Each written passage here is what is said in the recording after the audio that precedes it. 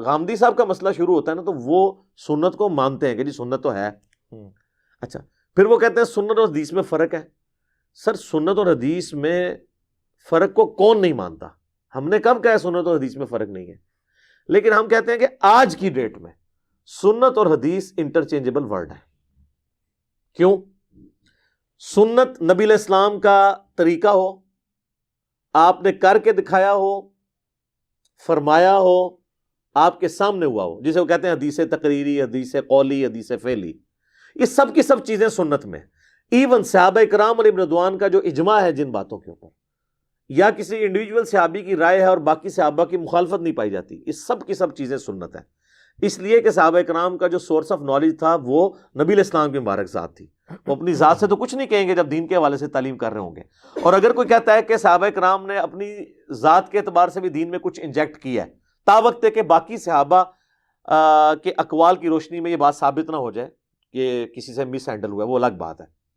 Overall جس کے اوپر کنسنسس ہے، اور آپ کہیں کہ سارے صحابہ نے کنسنسس کر کے دین میں ایک نئی چیز داخل کر کے امت کو دے دی ہے، تو اس کا تو مطلب ہے سر قرآن جو ہے جو دین لے کے آیا تھا 1400 سال پہلے، وہ صحابہ کے ساتھ ہی پھر ختم ہو گیا، بلکہ سب سے پہلے تو معاذ اللہ اس کو ختم کرنے والی صحابہ ہو گئے. تو ایسا نہیں ہے. تو سورس آف نالج قرآن اور سنت ہے، یہ دونوں سورسز ہیں، اور ان دونوں کو ملا کے ہم کسی منطقی انجام تک پہنچیں گے. یہ قرآن کا عیب نہیں ہے کہ اگر کوئی شخص سنت کو حجت مانتا ہے، یہ قرآن کا عیب نہیں ہے. قرآن ہی نے بتایا کہ سنت کی طرف جاؤ. اس کو میں سمجھاتا ہوں، ہم جب بچپن میں جن دنوں میں ہم نے میٹرک کی ہے 1992 میں، اس وقت تو یہ کیلکولیٹر استعمال کرنے کی اس طرح اجازت نہیں ہوتی تھی، تو لاگرتھم کی بک ملتی تھی، لاگ کے لیے ایک علیحدہ سے بک کھولنی پڑتی تھی، پھر آپ ویلیو ڈالتے تھے. اسی طریقے سے قرآن نے ہمیں سنت کی طرف گائیڈ کیا، حج کی طرف، نماز کی طرف، زکوٰۃ کی طرف ریفر کر دیا. وہ جس طرح لاگ کی بک علیحدہ تھی وہ سنت، اور وہ سنت ریٹن فارم میں آ گئی احادیث کی شکل میں. اب احادیث کے جو نسخے لکھے گئے آج سے 1200 سال پہلے، لوگ کہتے ہیں جی ہمیں کیا پتہ جی کہ وہ 1200 سال پہلے 1200 سال گزر گئے ہیں. اچھا ہم ایک معصومانہ سوال کرتے ہیں، بینگ این انجینئر، ایک وہ علم ہے جو 1200 سال پہلے فریز ہو گیا، اور ایک وہ علم ہے جو آج تک فریز نہیں ہو رہا. جو نیا مولوی آتا ہے وہ اپنی سنت جاری کر دیتا ہے. کوئی کہتا ہے جی یہ جو گرین پگڑی سنت ہے، کوئی کہتا ہے جی یہ براؤن پگڑی سنت ہے. اور یہ کتابوں کا کتنا احسان ہے اس امت کے اوپر، ان محدثین کا، کہ انہوں نے آج کی ڈیٹ میں تو 1200 سال کہہ رہا ہوں، ہو سکتا ہے مزید 1000 سال بھی گزر جائیں، کہ انہوں نے آپ کو ایک چھلانگ میں 1200 سال عبور کروا کے نبی علیہ السلام کے پہلے 300 سال کا جو زمانہ ہے وہاں پہ پہنچا دیا کہ اس وقت تک کن چیزوں کو سنت مانا جاتا تھا، اور وہ انہوں نے ریٹن ریکارڈ میں رکھ دی. اور ایک وہ ہے جو ان 1200 سال میں جتنی تبدیلیاں ہوئی ہیں، ایڈ ہو کے کئی میجورٹی میں وہ لوگ چیزیں فالو کر رہے ہیں، اور وہ میجورٹی کی وجہ سے اتھارٹی بنی ہوئی ہے. تو جب ان کو پیش کیا جاتا ہے وہ نہ قرآن پہ پوری ہو رہی ہوتی ہے نہ حدیث پہ، تو ایک عام آدمی کا پھر یہی اپروچ ہوگی نا کہ یار مجھے آج کا دین نہیں، 1200 سال پہلے دین کس طرح کا تھا، کوئی ریٹن میں ہے، کوئی ریکارڈ بتائیں. تو ہم کہیں گے ہاں ہے، کیونکہ ان 1200 سال میں جو تبدیلیاں ہیں، جو وقت کے تھپیڑے ہیں، جو علماء نے اس میں چیزیں داخل کی ہیں، اس سے تو وہ چیزیں آزاد ہوئی نا. اور اگر آپ کہتے ہیں نہیں ہم نے ان کتابوں کو نہیں لینا، سینہ بسینہ لینا ہے، تو سر ٹھیک ہے، پھر آ جائیں.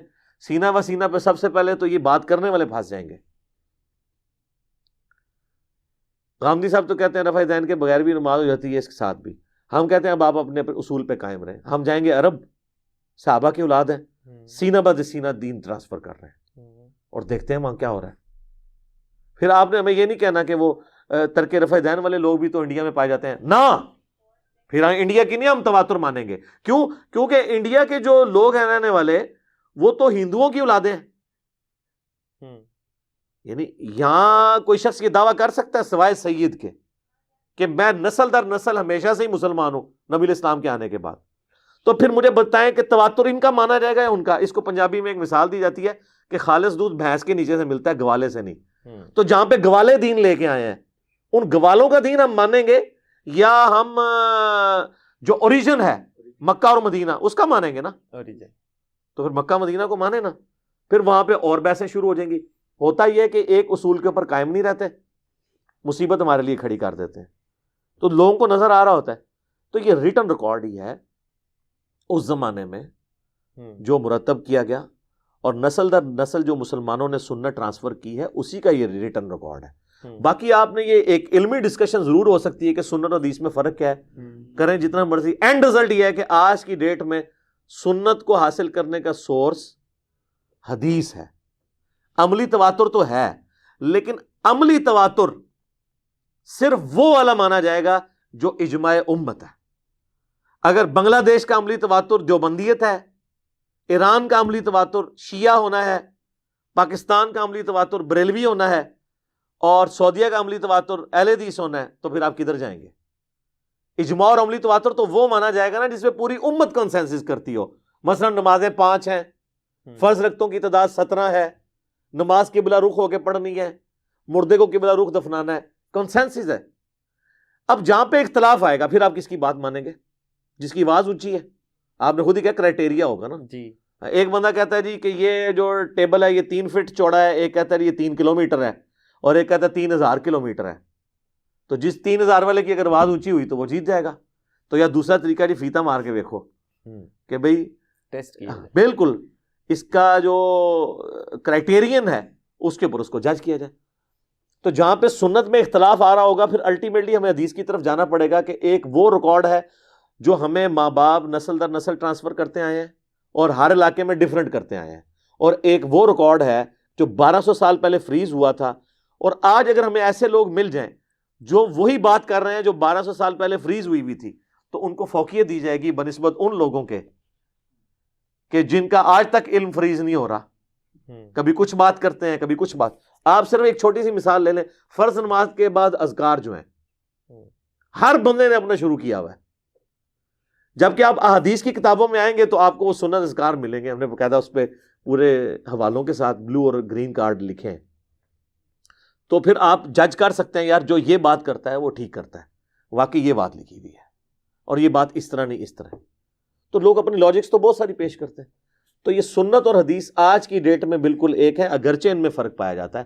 البتہ وہ سنت جو عملی تواتر سے ثابت ہے, جس سے دنیا میں کوئی اور اختلاف نہ پایا جاتا ہو اس معاملے کے اندر, تو وہ اتنی بڑی حجت ہے, اسی کو ہم اجماع امت بھی کہتے ہیں. وہ اتنی بڑی حجت ہے کہ اس کے مقابلے پر اگر ہمیں خبر واحد بھی ملے, کوئی صحیح حدیث بھی ملے, ہم اسے نہیں ایکسیپٹ کریں گے.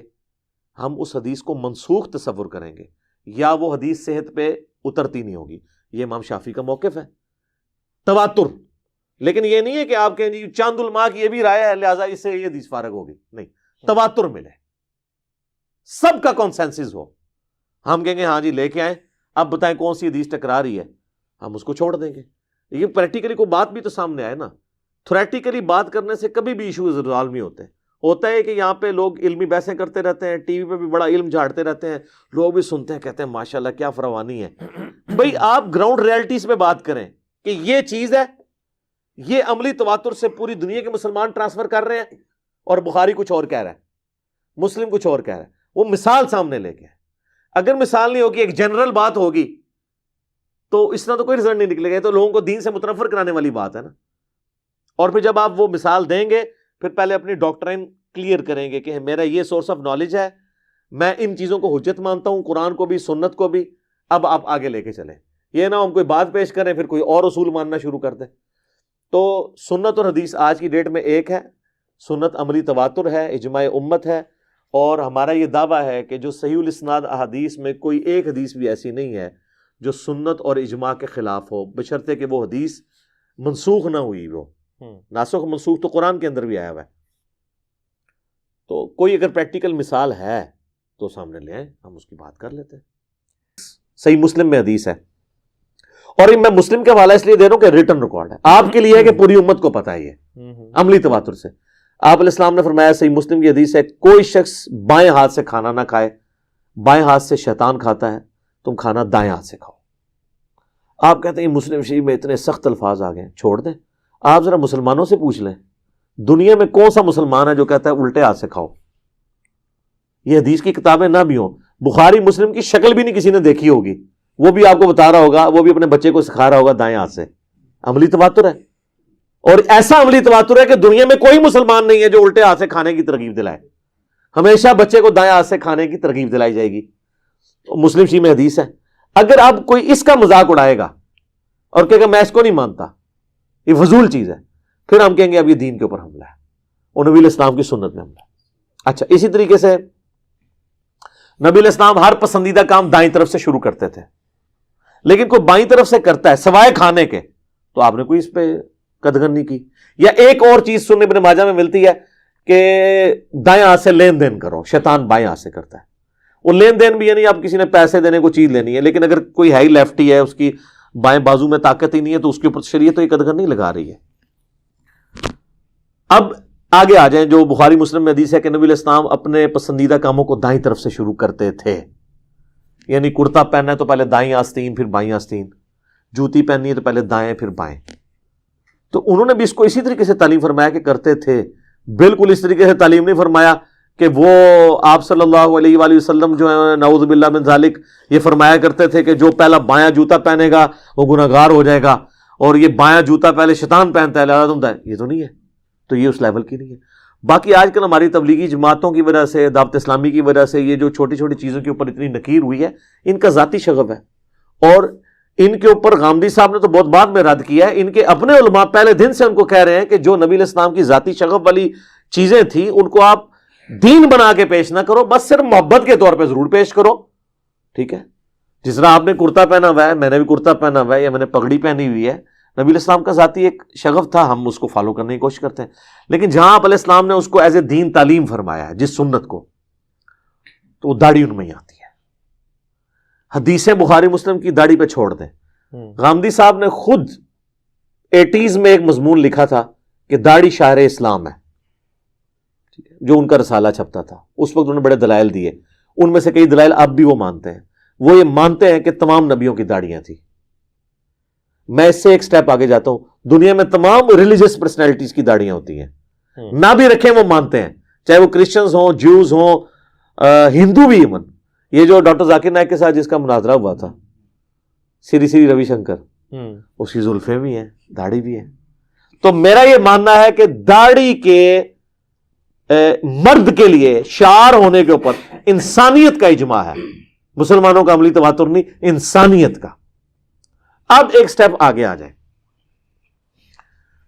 آپ یہ کہیں گے کہ جی ہندو یہ تو نہیں کہتے کہ جو داڑھی نہیں رکھتا وہ گناہگار ہوگا. ٹھیک ہے, اب ہمیں اس میں اسلام میں آنا پڑے گا, کیونکہ ہندو تو کئی اور عقائد بھی ایسے رکھے ہوئے ہیں. اسلام میں اللہ کے فضل سے امت میں کبھی یہ موقف نہیں رہا کہ مرد داڑھی نہ رکھے تو خیر ہے, رکھنے کی ترغیب دلائی گئی. احادیث میں اسی کے چیپٹرز بنے, اور یہ وہ سنت ہے جو عملی تواتر سے آئی ہے. اور اس کا پریکٹیکل ثبوت یہ ہے کہ دنیا میں کسی مسلمان سے پوچھیں کہ مرد کو داڑھی رکھنی چاہیے نہیں, وہ نماز بھی نہ پڑھتا ہو, کلین شیو بھی ہو, وہ کہے گا رکھنی چاہیے. غامدی صاحب کے لیکچرز بار بار سن کے اس کی برین واشنگ ہو جائے, لادہ بات ہے. تو غامدی صاحب سے تو ہم معصومانہ سوال کریں گے کہ آپ سے پہلے داڑھی کے معاملے میں اس طریقے سے داڑھی کو ہینڈل کرنے کا یہ سنت طریقہ کب سے شروع ہے؟ صحابہ, تابعین, تبع تابعین کو اپنا ہم نوا ایک پیش کریں امت میں. امت تو ترغیب دلاتی آئی ہے اس حوالے سے. واجب فرضیت کی ہم بات نہیں کر رہے ہیں, سنت ہونے کی, اور سنت بھی ایز اے دین ہونے کی. ایز اے دین. اور ہم تو قرآن کی روح سے اسے فرض سمجھتے ہیں داڑھی کو. صحیح. طریقے کے طور پہ سنت مانتے ہیں, انٹینسٹی کے لحاظ سے مرد کے لیے فرض سمجھتے ہیں, کیونکہ جس طرح آپ نے کہا نا قرآن پرائورٹی پہ, تو قرآن میں واضح حکم ہے سورہ النساء آیت نمبر 119 میں, وَلَآمُرَنَّهُمْ فَلَيُغَيِّرُنَّ خَلْقَ اللَّهِ, میں انسانیت کو ابھاروں گا کہ تیری بنائی ہوئی تخلیق کو, شیطان نے کہا تھا, وہ بدلیں گے.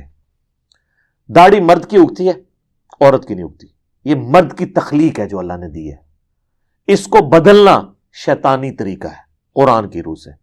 اور یہ قرآن کی آیت میں بخاری مسلم کی وہ ساری احادیث فٹ ہیں جن میں نبی علیہ السلام نے داڑھی بڑھانے کا حکم دیا ہے.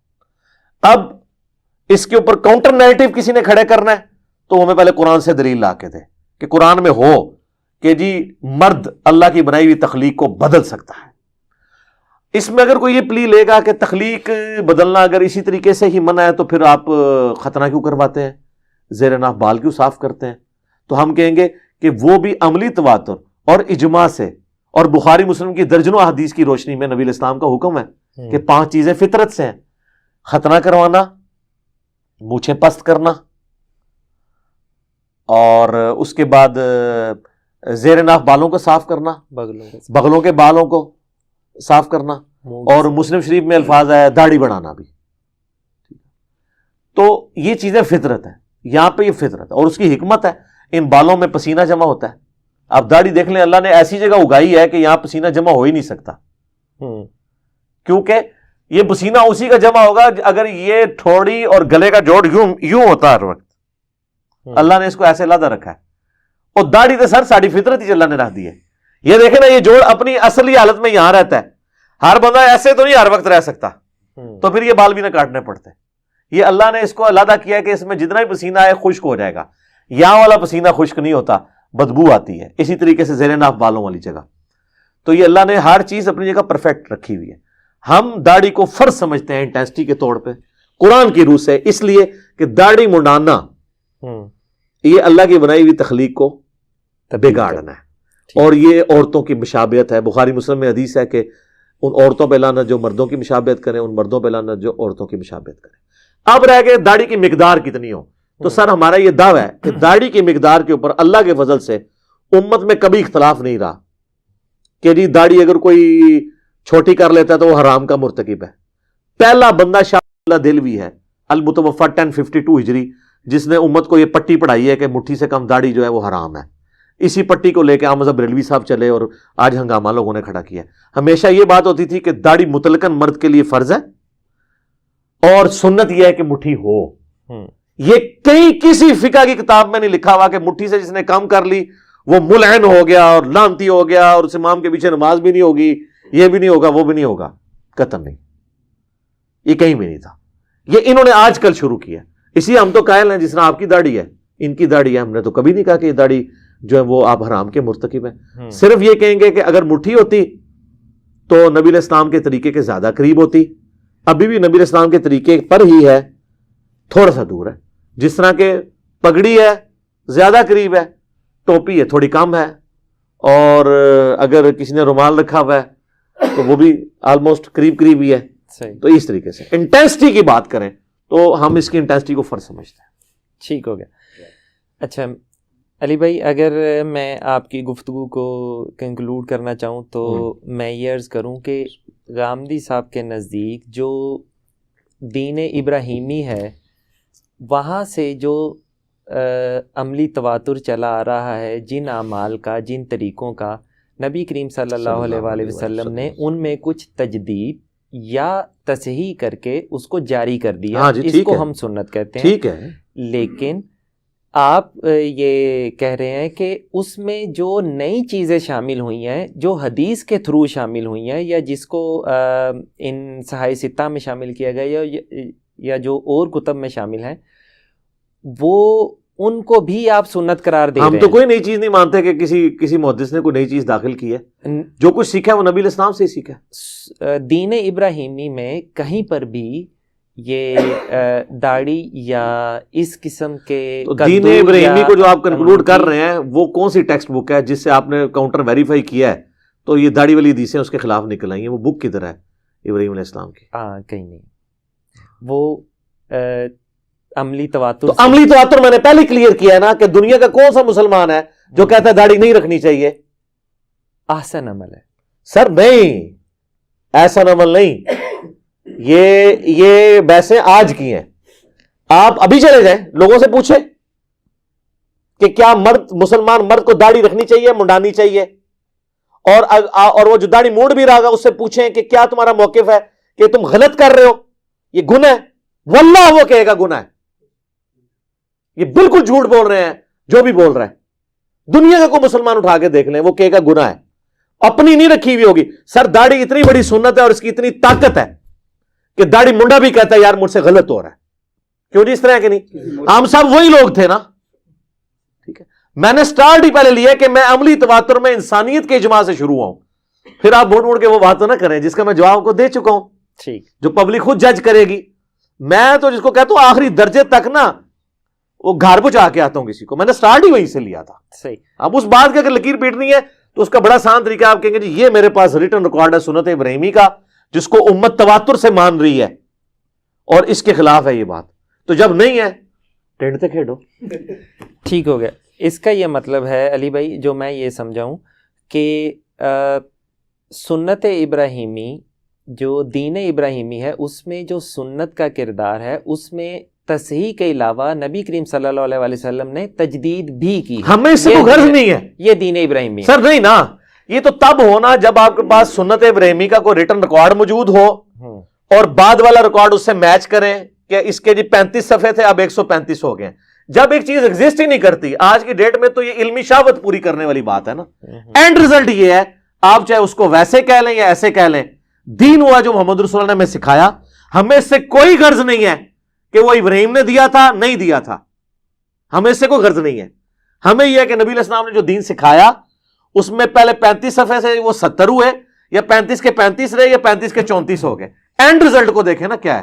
اینڈ ریزلٹ یہ آج کی ڈیٹ میں کہ دین ہوا ہے جو محمد رسول اللہ نے ہمیں سکھا دیا. یہ ایک علمی بحث ہو سکتی ہے کہ آپ یہ کہنا شروع کر دیں کہ نبی علیہ السلام کی پڑنانی کا یہ نام تھا اور ان کے پڑنانے کے ساتھ شادی فلاں جگہ پہ ہوئی تھی اور فلاں نے رشتہ طے کرایا تھا. تو یہ علمی شہوت ہے نا, اس کو میں نے نام اس کے لیے میں نے ٹرم ڈیوائس کی علمی شہوت. خام خواہ کی بحث ہے. وہ اینڈ ریزلٹ پہ آؤ. اینڈ ریزلٹ یہ ہے, یہ ایک بندہ کہتے ہیں جو فلاں جگہ جو ہے وہ فلاں جگہ پہ وہ 3 نمازوں کا طریقہ لکھا ہے, فلاں 2 لکھا ہو. یار اینڈ ریزلٹ یہ ہے کہ پوری امت 5 نمازیں مانتی ہے. صحیح, دیٹس آل. وہ کیسے آئی؟ اچھا جی مغرب میں وہ 3 رکھتے کیوں ہیں جی؟ کسر, باقی سب کسر ہے, مغرب کی کسر کیوں نہیں ہوتی ہے؟ تو ہم ان ساری باتوں کا جواب کیا دیتے ہیں کہ نبی اسلام نے تعلیم فرمایا. کیا میرے پاس کوئی ریکارڈ ہے کہ حضرت ابراہیم علیہ السلام نے مغرب سے پہلے 2 نفل پڑھے تھے یا بعد میں پڑھے تھے؟ کوئی ریٹرن نہیں ہے نا. جب ایک چیز ایگزسٹ ہی نہیں کرتی تو ایسے کیوں ٹامک ٹوئیاں ہم کر رہے ہیں؟ اینڈ ریزلٹ یہ کہ جو ہمارے پاس دین موجود ہے جس فارم میں نبی علیہ السلام نے امت کو ٹرانسفر کیا ہے, دیٹس آل. ٹھیک ہو گیا. پرابلم اس وقت کھڑی ہوگی جب آپ کہیں کہ قرآن میں سنت ابراہیمی یہ لکھی ہوئی تھی, حدیثیں یہ بتا رہی ہیں, یہ دیکھیں بالکل اپوزٹ ہے. کوئی شاید کڈو نہ باہر, کوئی پریکٹیکل مثال لے کے آؤ نا, علمی شہوت نہیں, پریکٹیکل مثال 1 پوائنٹ ایجنڈے کے اوپر. داڑھی تھا, میں نے اس کو کلیریفائی کر دیا.